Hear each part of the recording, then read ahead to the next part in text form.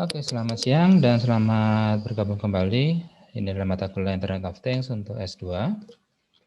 Ini pertemuan kita yang ke-13. Kalau pertemuan minggu lalu, kita bahas tentang security di IoT, hanya saja security-nya kita fokus ke data in transit. Jadi teman-teman pasti sudah sering dengar kan, ada 3 istilah tentang posisi data itu ada di mana. Pertama data in transit, itu berarti datanya sedang bergerak dari suatu titik ke suatu titik yang lain. Dan itu biasanya melalui sebuah kanal komunikasi yang bisa diakses oleh orang lain atau dia share channel. Kemudian selain data in transit ada juga data at rest, datanya sedang tidur atau sedang istirahat, itu berarti datanya sedang tersimpan misalnya di hard disk. Kemudian yang ketiga adalah data in process atau datanya tidak sedang ditransmisikan, tidak sedang di storage, tapi sedang diproses. Nah, dari ketiga posisi data tersebut, biasanya yang paling sering dibahas di security memang yang data in transit, karena transmisi datanya atau datanya dipindahkan melalui suatu kanal yang share atau dia berbagi dengan orang lain sehingga dia harus diamankan. Nah, di sistem security IoT itu fokusnya adalah ke menggunakan TLS. Jadi seperti kita bahas di minggu lalu, apapun aplikasi yang digunakan, apakah MQTT atau HTTP atau CoAP atau DDS, solusi untuk security-nya adalah enkripsi atau lebih banyak menggunakan TLS. Nah, TLS itu sebenarnya adalah di layar aplikasi juga. Jadi kalau di IoT reference model ini dia tidak ada TLS-nya, tapi kalau teman-teman misalnya melihat ke paling sederhana aja Wikipedia, kemudian masuk ke TCP IP, tapi dia dilempar ke Internet Protocol Suite, di sini bisa kelihatan bahwa TLS sini dia ada pada layar aplikasi. Sejajar dengan HTTP, FTP, BGP, dan yang lainnya. TLS dia merupakan suksesor atau penerus dari SSL. Jadi SSL dulu sudah dianggap sebagai ketinggalan karena dia ada bug-nya, terutama yang mungkin dulu teman-teman pernah dengar yang adanya, saya juga lupa istilahnya, ada yang ada bleed-bleednya itu, ada yang berdarahnya itu. Nah, terus kemudian diganti dengan yang TLS. Ya benarnya dia pernah sejajar sih, jadi maksudnya TLS ada pada saat SSL juga ada, tapi begitu SSL ketahuan dia ada bug-nya, maka orang langsung beralih ke TLS. TLS sendiri dia sudah sampai ke versi 1.3. Nah, itu adalah solusi security yang ditawarkan untuk IoT. Dan security ini dia bekerja baik pada layar aplikasi maupun juga bisa diterapkan di layar data link. Jadi misalnya kita tidak percaya nih komunikasi dari HP saya. Jadi dari HP saya sebenarnya bisa berkomunikasi langsung tanpa internet, langsung ke IoT device, misalnya untuk mengontrol lampu. Nyalakan lampu, matikan lampu, bisa langsung dari HP. Tapi tidak perlu melalui internet, tapi melalui Zigbee. Nah, komunikasi Zigbee ini kalau misalnya dianggap, wah bahaya nanti bisa ditangkap orang, karena toh juga Zigbee juga dia menggunakan kanal yang share. Nah, kalau misalnya kita, wah paranoid misalnya nanti ada yang nangkap, sehingga orang bisa ngontrol lampu di rumah kita. Ya. Nah, solusinya ya tadi pakai TLS. Nah, cuma masalahnya kalau kita terapkan TLS, ya lumayan memberatkan untuk di IoT device-nya. Nah, kalau yang IoT device-nya adalah smart lamp, smart plug, smart switch, itu kan dia power-nya dapat langsung dari listrik PLN kan, aman berarti. Tapi kalau perangkatnya tidak yang mengatur listrik, misalnya saya bikin otonomous CCTV, namanya sudah autonomous, berarti dia sudah pakai baterai. Nah, begitu pakai baterai, berarti kan kita harus benar-benar perhatikan kan, jangan sampai kita tiap hari harus ngambil autonomous CCTV-nya cuma untuk ganti baterai. Nah, itu yang cukup memberatkan. Nah, makanya kalau IoT device-nya menggunakan baterai, ya security-nya terpaksa biasanya kita korbankan. Karena kita berharap agar baterainya bisa umurnya panjang, sehingga kalau tidak lagi menangkap gambar, CCTV kita suruh tidur saja.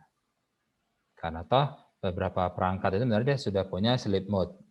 Jadi kita suruh tidur sampai dia ada perintah untuk bangun untuk bekerja kembali. Nah, untuk hari ini kita akan bahas yang hardware dan software IoT.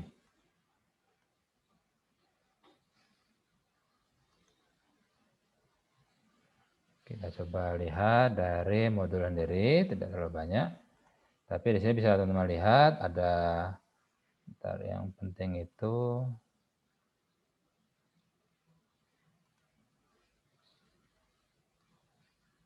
Nah, di sini hardware dan softwarenya itu diberikan beberapa opsi, teman bisa baca sendiri.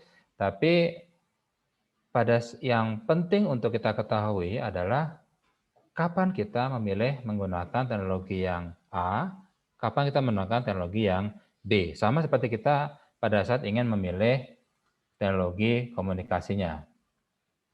Apakah pakai MQTT atau pakai HTTP ya? Atau pakai coax. Dan untuk data linknya, sebaiknya kita menggunakan apa? Seluler, atau Wi-Fi, atau LoRaWAN, atau cukup Zigbee. Nah, itu teknologi yang bisa kita pilih dan tentunya semua ada pertimbangannya.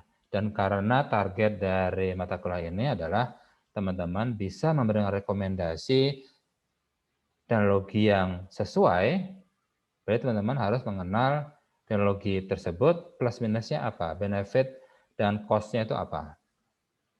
Makanya kita tidak membahas tentang gimana caranya memprogram, gimana caranya membuat softwarenya yang bisa canggih. Tapi kita bisa memilih teknologi apa yang tepat. Termasuk kalau kita diminta untuk memilih mau pakai software atau hardware yang mana. Nah, hardware tentunya kita kembali ke IoT device. Karena yang pasti menggunakan hardware adalah di IoT device-nya kan. Dan kalau teman-teman ingat, nah, di sini kita nggak lihat. Masuk ke yang tulisan IT. Ini dan 2060 ini.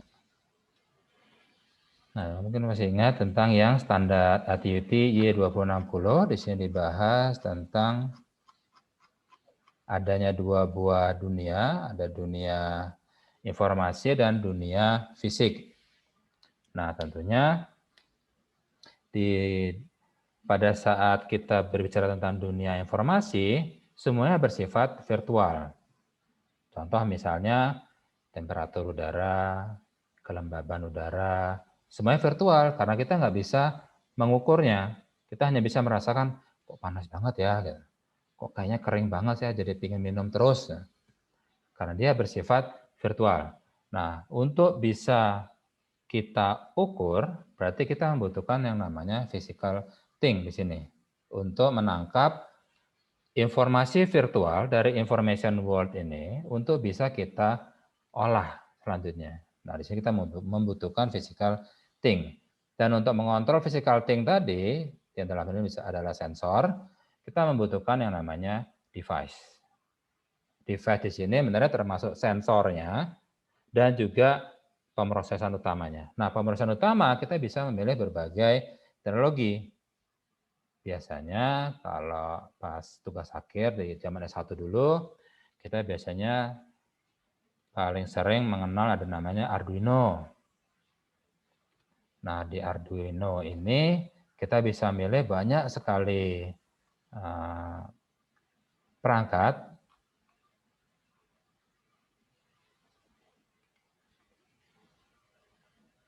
Jadi ada yang namanya Arduino Uno, itu adalah yang dulu paling terkenal sekali.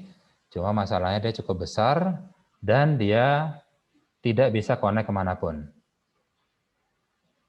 Tidak bisa connect, maksudnya dia tidak bisa connect dengan internet. Kan dulu memang didesain hanya untuk ngambil data dari prosesor, ngambil data dari sensor, diproses dan ditampilkan di device tersebut. Misalnya pakai LCD, bisa pakai LED lamp atau yang lainnya.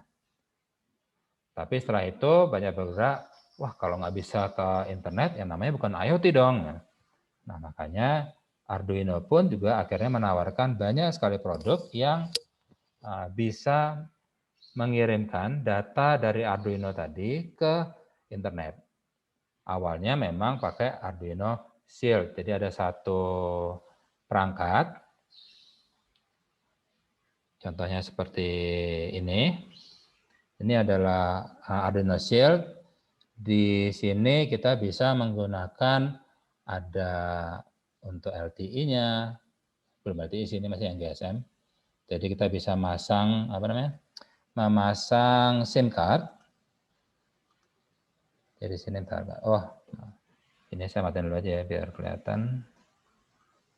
Apa virtual background-nya saya matikan dulu. Dah. Nah, di sini ada SIM card dan ini adalah Arduino Shield. Di situ ada SIM card untuk bisa connect dengan internet, tentunya lewat jaringan GSM atau 3G. Kemudian di sini juga ada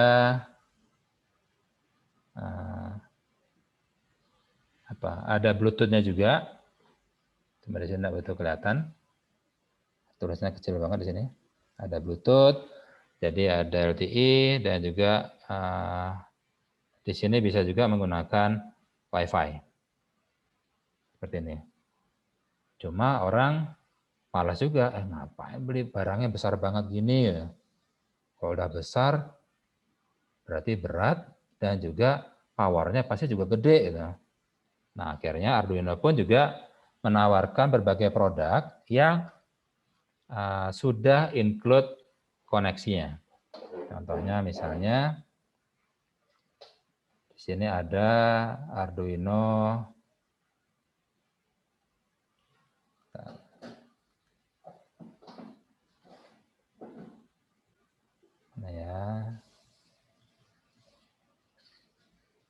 Nah ini Arduino sudah connect, jadi bisa pakai yang Ethernet. Kalau misalnya saya mau lewat yang Ethernet aja dan ngirim datanya, berarti pakai yang ini belinya.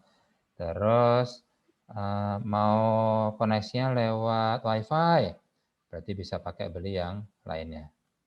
Dan semua sudah include ke dalamnya. Tapi kalau misalnya ada yang, saya nggak mau ke internet, saya cuma, soalnya nanti saya mau terapkan IoT ini misalnya untuk smart greenhouse, dan greenhouse-nya ada di gunung nggak ada sinyal GSM aja nggak ada, apalagi WiFi. Nah, kalau udah seperti itu, ngapain kita beli yang ada koneksi ke internetnya? Rugi juga. Selain dia power jadi lebih banyak, tentunya dia jadi mubazir kan, harganya juga lebih mahal. Nah, kita bisa memilih antara yang menggunakan misalnya Arduino Uno. Arduino Uno berarti udah pakai Arduino Uno karena nggak perlu ke internet. Misalnya, tapi Arduino Uno terlalu besar. Misalnya mau pakai yang lebih kecil, bisa pakai Arduino Nano seperti ini.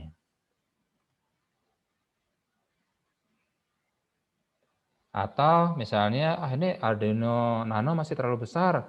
Ada lagi lebih kecil lagi, Arduino Micro. Tapi tetap kalau misalnya kita beli yang seperti ini belum ada koneksi ke internetnya. Yang di Arduino memang sudah ada yang connect ke internet.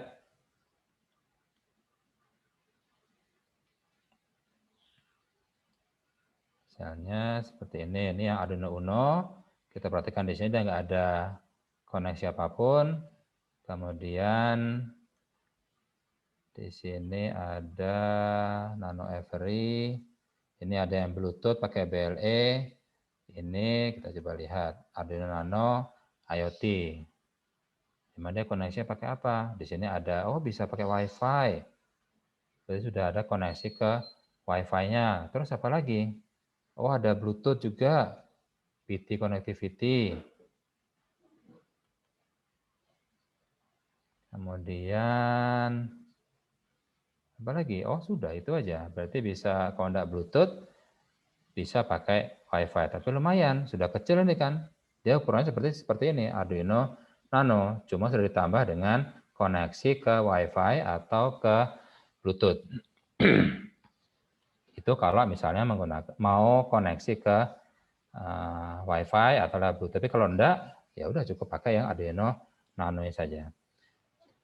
Nah, kapan kita apa saja yang bisa kita pilih? Berarti tadi kita sudah dapat salah satu konsideran untuk memilih teknologi hardware itu adalah kita perlu koneksi enggak? Kalau enggak perlu koneksi, ya berarti pakai ini aja. Tapi kalau perlu koneksi, koneksinya apa dulu? Apakah WiFi? Memang di sana ada WiFi. Apakah Bluetooth? Memang di sana ada Bluetooth receiver. Kemudian nggak ada, semuanya nggak ada, adanya cuma GSM. Berarti kita pakainya yang GSM, berarti bisa pakai yang pakai SIM card seperti ini. Nah, terus konsideran lainnya apa lagi? Tadi sudah perlu koneksi atau enggak. Kalau perlu koneksi, koneksinya apa? Dan kemudian konsideran berikutnya adalah power supply.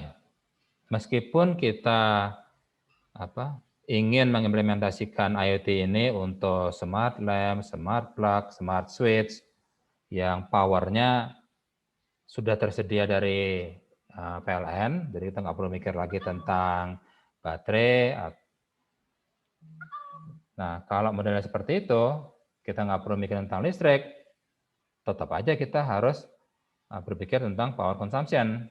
Kita nggak ingin kan bikin suatu IoT device, terus pada saat kita tawarkan ke customer, ini perangkat device ini, IoT device ini itu menggunakan powernya 1 watt.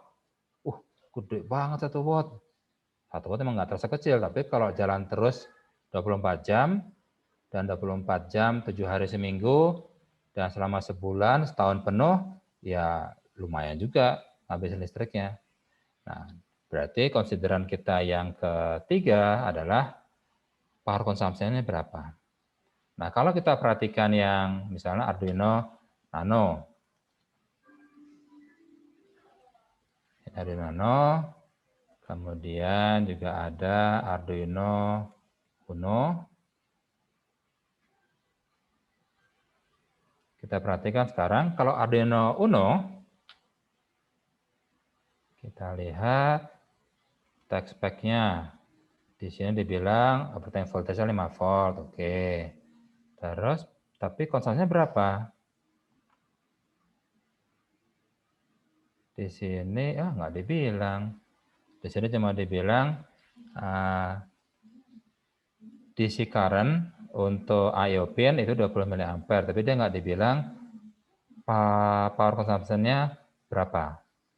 Tapi kalau teman-teman nanti melihat ada beberapa website yang mengukur, itu ternyata power consumption untuk Arduino Uno itu ternyata lumayan besar, yaitu sekitar 1/4 watt.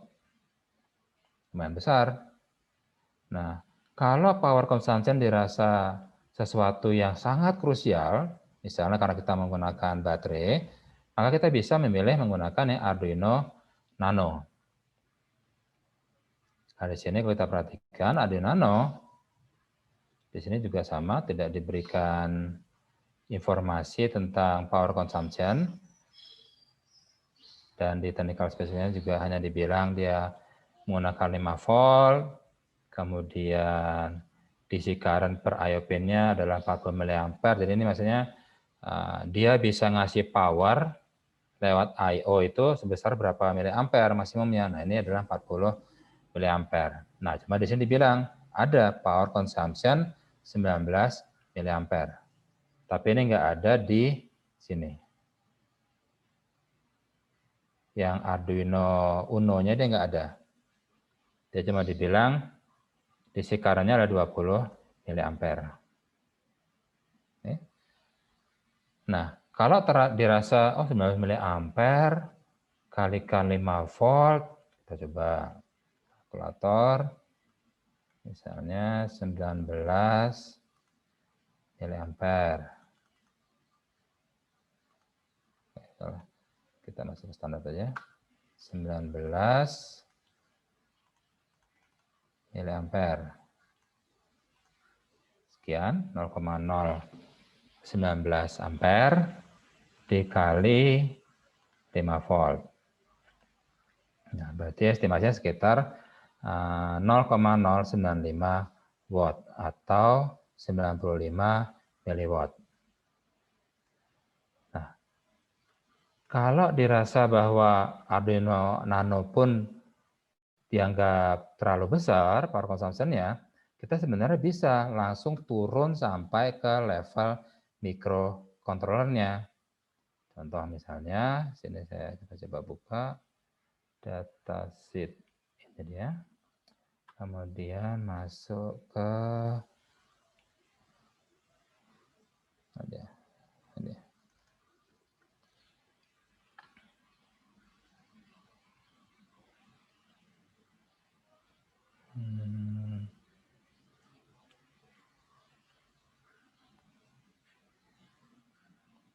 Mana dia ya? Nah ini, kita bisa di sini power consumption-nya itu hanya 0,2 mA. Jauh lebih kecil dibandingkan dengan Arduino Nano yang di sini dibilang 19 mA. Ini 19 mA, padahal microcontrollernya di sini menggunakan Atmega 328, di sini juga 328, inilah dataset untuk 328. Di sini dibilang hanya 0,2 mA.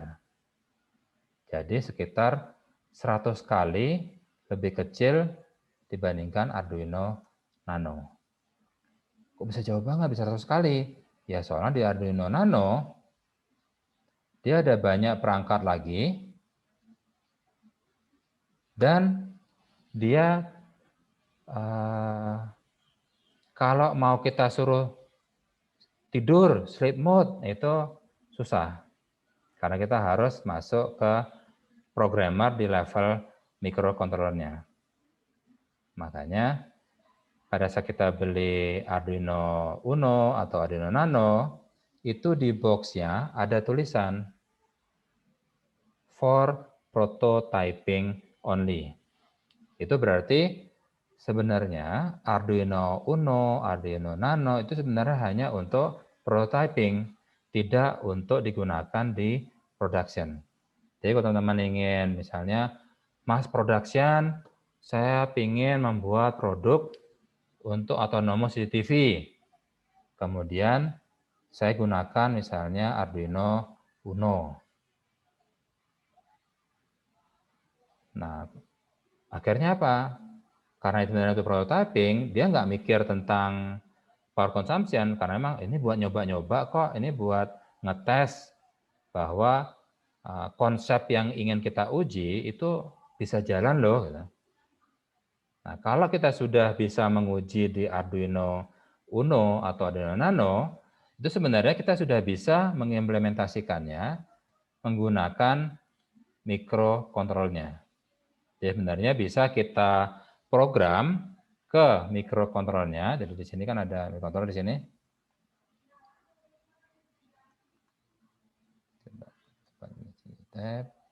Nah di sini ada microcontrollernya.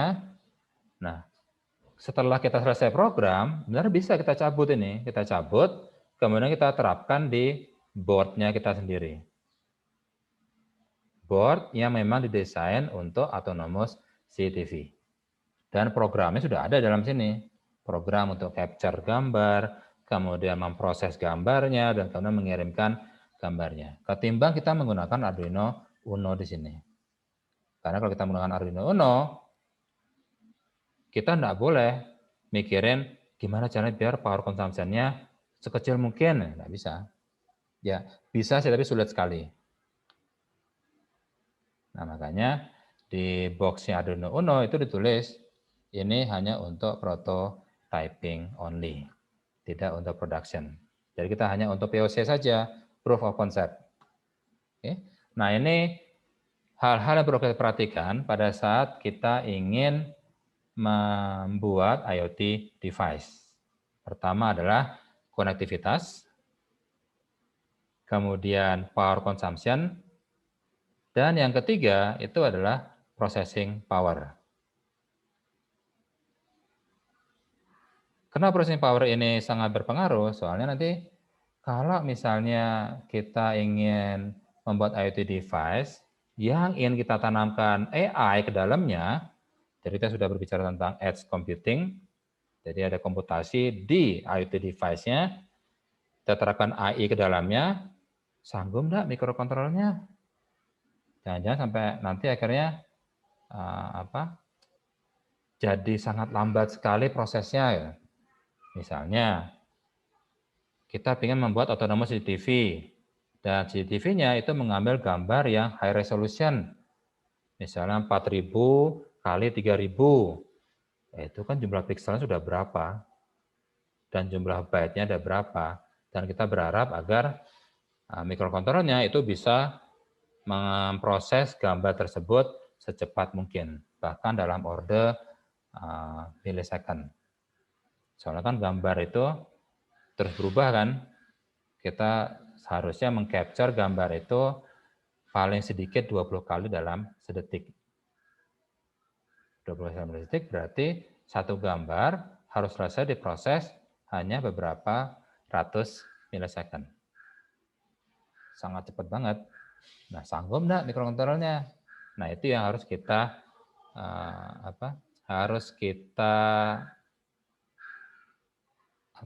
jadikan konsideran juga. Oke, jadi ada 3 tadi ya, konsideran kita pada kita memilih teknologi untuk IoT device. Pertama, connectivity-nya gimana? Kemudian power consumption-nya gimana? Kemudian processing power-nya gimana? Kuat enggak mikrokontrolernya? Kuat enggak IoT device-nya nanti? Gitu. Itu 3 konsideran yang kita pilih, yang kita harus perhatikan pada kita ingin memilih teknologinya. Oke. Nah, sekarang untuk software. Nah, kalau software, biasanya kalau Arduino atau mungkin teman-teman pernah menggunakan yang lain, ada yang namanya ini, Node MCU. Node MCU di sini sebenarnya mirip seperti Arduino, tapi dia sudah ada koneksi Wi-Fi-nya. Jadi begitu kita program, kita bisa langsung tolong ya connect-nya ke Wi-Fi ini, SSID-nya sekian, username password sekian. Bisa connect pakai ini. Jadi sama kayak yang Arduino Nano yang IoT tadi. Karena dia ada untuk Wi-Fi-nya kan. Ini juga sama. Kan di sini ada tulisan untuk Wi-Fi. Saya coba perhatikan bisa nggak kelihatan. Itu ada logo Wi-Fi-nya. Berarti dia bisa connect ke Wi-Fi. Nah, kembali lagi tadi, kalau misalnya kita mau memprogram ke IoT device, kita pilihannya biasanya tergantung pada device-nya apa. Kalau menggunakan Arduino, maka Arduino sendiri sudah menyediakan aplikasinya, namanya Arduino IDE. Seperti ini. Jadi kita bisa menggunakan Arduino IDE ini untuk membuat programnya, dan program itu bisa kemudian kita transfer ke sini. Karena di dalam mikrokontrolnya Atmega 328P ini, dia sudah ada flash memory untuk menyimpan program. Oke. Nah, cuma masalahnya, kalau kita pakai Arduino IDE, Terus gimana caranya kita memprogram ini NodeMCU yang dia bukan produknya Arduino. Nah, untungnya karena NodeMCU ini lumayan populer, banyak yang menggunakan, ada yang bersedia membuatkan library-nya. Library yang bisa kita install ke dalam Arduino IDE ini. Jadi kita bisa pilih Sketchbook, kemudian kita bisa pilih MQTT ESP8266. Itu nanti isinya library untuk bisa memprogram ini juga. Dan nanti di tools-nya dia otomatis juga menambahkan board untuk ESP8266 yang ini. Bisa menggunakan NodeMCU 10. Nah, ini adalah NodeMCU. Jadi tadi satu library, dia sudah menginstal nanti board tambahan, aslinya cuma ada ini, Arduino AVR board, tapi setelah kita install library-nya, dia ketambahan board untuk ESP8266 ini. Yang di dalamnya ada pilihan untuk NodeMCU. Dan sekaligus juga dia library tersebut, dia juga menginstal Sketch untuk bisa terkonek menggunakan MQTT. Oke. Jadi lumayan lebih mudah. Hanya saja masalahnya pada saat kita memprogram menggunakan Arduino IDE, kita menggunakan high level programming language, yaitu menggunakan format C. Kalau kita menggunakan high level programming language, berarti ada suatu proses translasi untuk mengubah dari human oriented language, misalnya kita mau bikin loop, bisa pakai for. Nah, dari human oriented language itu, dia harus ditranslasikan menjadi machine oriented language, yang isinya adalah instruksi mesin yang bisa dipahami oleh microcontrollernya, baik Atmega 328P atau menggunakan yang ESP8266 ini. Nah, proses translasi itu kita tidak tahu apakah dia efisien atau tidak. Contoh misalnya, sebenarnya di programnya ini saya hanya membuat, saya ingin menyalakan lampu. Contoh misalnya, kita coba pakai simulator ya, tinkercad.com. Ini biasa saya gunakan untuk mengajar di kelas mikroprosesor di S1. Coba bentar kita cari yang ada yang sederhana aja.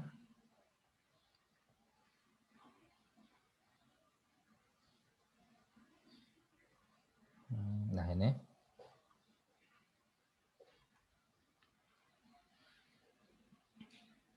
Pada saat kita ingin membuat sebuah sistem, ya sebenarnya sangat sederhana sekali. Bahkan jadi overkill kalau kita menggunakan Arduino Uno. Di sini saya cuma ingin agar kalau slide switch ini saya geser ke kiri, maka lampu kiri yang nyala. Kalau saya geser ke kanan, maka lampu kanan yang harusnya menyala, cuma nggak tahu kenapa nggak nyala. Nah, benar sesederhana itu. Dan programnya, kalau kita lihat, dia benar cuma seperti ini.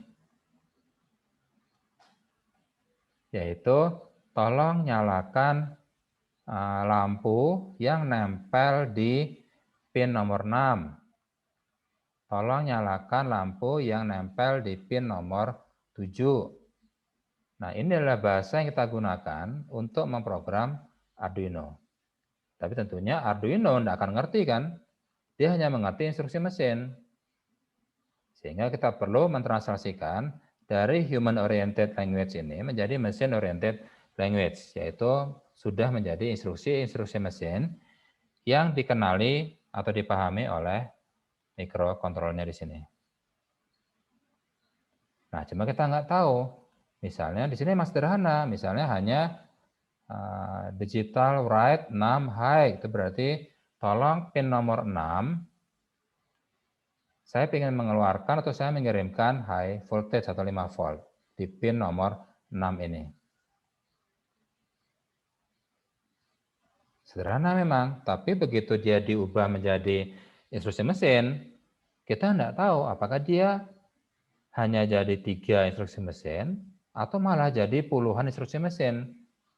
Karena ingat, biasanya kita kalau membuat sebuah program, sebenarnya program intinya kecil, tapi error proning, yaitu kalau user nanti salah input gimana ya? Kasih error message gini. Nanti kalau harusnya sih dari form ini dia harus ngeklik yang ini, gitu. Tapi kok malah ngeklik yang ini, gitu. Berarti salah. Kita harus kasih error prone lagi dan seperti itu. Biasanya makanya program intinya kecil, tapi program tambahan untuk error proning, untuk menghindari sistem jadi error, kita bisa kasih error message atau yang lainnya, itu jadi berkali-kali lipat. Nah, translasi dari human oriented language ini menjadi machine oriented language sama juga. Dia pasti ada penambahan instruksi untuk fungsi error proning tadi, error prone. Nah, makanya di sini kalau kita sudah membuat program, kita tidak tahu nanti program itu efisien atau enggak di dalam mikrokontrolnya. Dan kita juga tidak bisa di sini, ini lagi tidak kerja. Gimana cara biar dia sleep ya? Soalnya programnya yang di sini, dia ngelooping terus ini. Ini kan void loop. Ini ngelooping terus. Nggak boleh istirahat ya. Bahkan meskipun kita tambahkan misalnya sleep 1000, ini enggak tidur dia. Dia hanya melakukan instruksi no operation, no operation, no operation, no operation, no operation. Terus dia ngitung sampai sekian puluh ribu, yang totalnya dia sama dengan 1000 milisecond. Dia benar dia kerja, nggak tidur. Padahal kalau kita ngelihat di sini, dia ada power down mode, ada juga power save mode. Jadi benar kita bisa bilang, kita lagi nganggur nih, soalnya juga sekarang malam hari, dan kameranya juga tidak kuat untuk capture gambar, udah kamu tidur aja ya. Nah, kalau kita mau program langsung ke mikrokontrolnya, bisa kita suruh istirahat. Tapi kalau kita menggunakan yang ini, enggak. Belum ketemu instruksi untuk nyuruh dia tidur. Ada library-nya, tapi dia sudah level yang C, bukan yang level yang human oriented seperti ini. Oke. Nah, berarti pada saat kita ingin memilih teknologi yang kita gunakan untuk itu device, kita harus memikirkan tentang power consumption. Oke. Nah, sekarang tadi juga bahas tentang softwarenya ya. Kita nggak tahu softwarenya ini Arduino IDE apakah dia efisien atau enggak hasil transaksinya. Nah, selain itu juga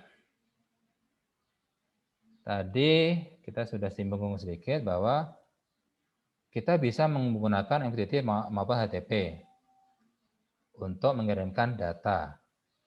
Datanya dikirim kemana?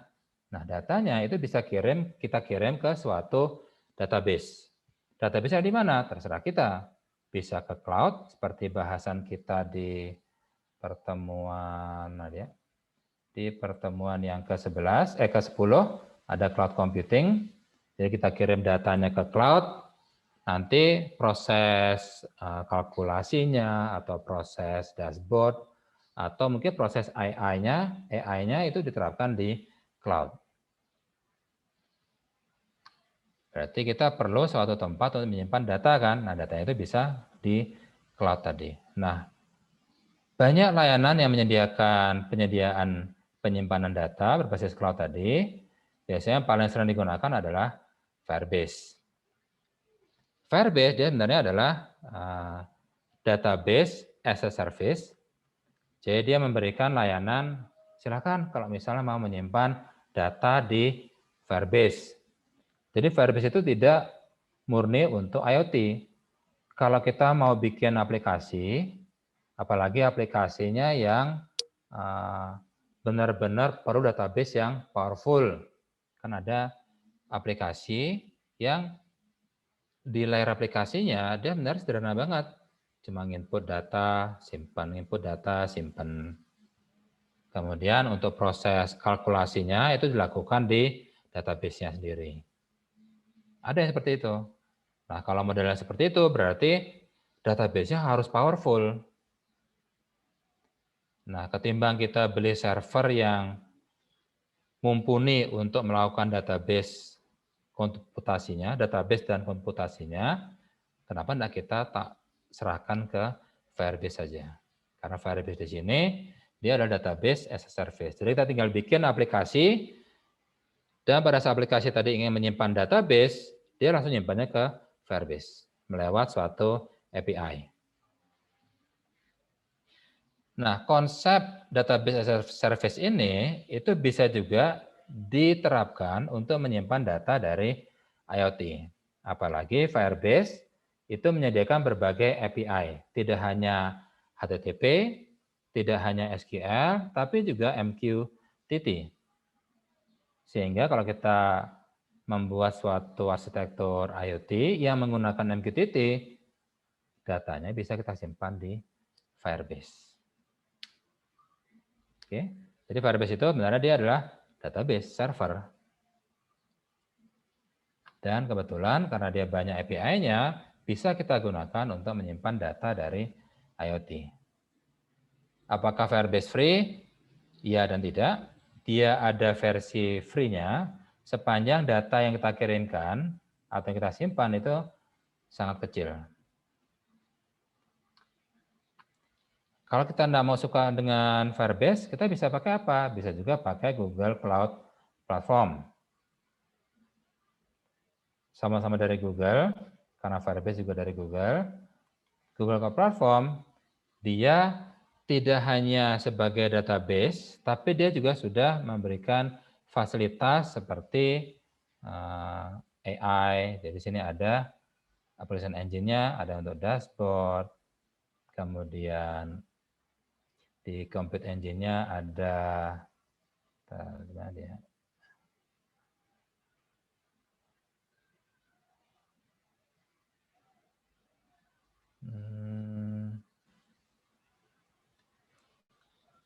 Database-nya,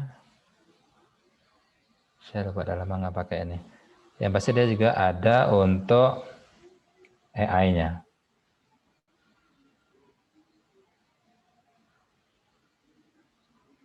Ini PubSub-nya untuk yang MQTT. Nah ini AI. Oh dibikin satu sendiri sama dia. Ada AI platform, bisa kita bikin untuk nulis discovery, menggunakan dashboard-nya, atau data labeling, atau lainnya. Jadi kita selain menyimpan database, kita bisa mengolah data tersebut untuk keperluan AI, untuk forecasting atau prediction. Sementara kalau yang Firebase, setahu saya dia hanya untuk nyimpan saja. Nah, kalau nggak suka dengan Google Cloud Platform, nggak suka juga dengan Firebase, kita bisa menggunakan yang Microsoft Azure. Dia ada Azure IoT Hub. Ini. Jadi modelnya bisa seperti ini, kita bisa bikin dashboard, ada AI-nya juga. Terus kalau misalnya nggak suka, saya pengen yang lokal. Nah, bisa menggunakan Antares dari Telkom. Ini. Semuanya ada versi free-nya sepanjang data yang kita kirimkan atau data yang kita simpan itu sangat kecil. Tapi kalau misalnya lebih besar, dia akan berbayar. Nah, selain itu ada juga yang namanya TTN, Testing Network, tapi ini khusus untuk LoRa. Jadi sini ada peta di mana kita bisa terkonek dengan LoRa Gateway yang terdekat dengan posisi kita. Nah, seperti ini.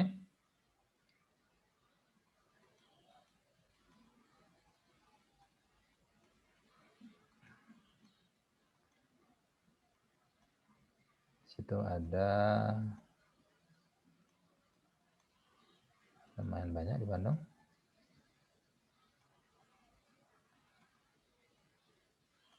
ada di sini.